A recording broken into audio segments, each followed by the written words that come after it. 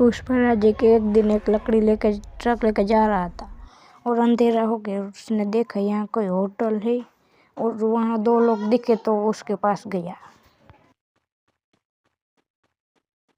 उन लोगों को जाकर पुष्पा बाबू ने पूछा, यहाँ कोई रहने के लिए होटल है?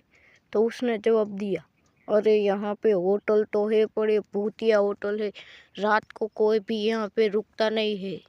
यहाँ पे टुमटुम सावर का मूर्ति बन गया था, कितने सालों पुरानी ये बात है। वो सब मूर्ति बन गए थे। टुमटुम सावर अभी भी यहाँ पे जिंदा है। मैं तो जाऊँगा, मैं भूत पे विश्वास नहीं करता हूँ। मैं अपना रूम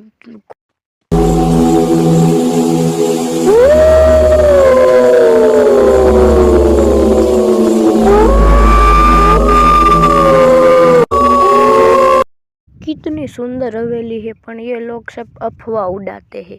भूत कुछ नहीं होता है।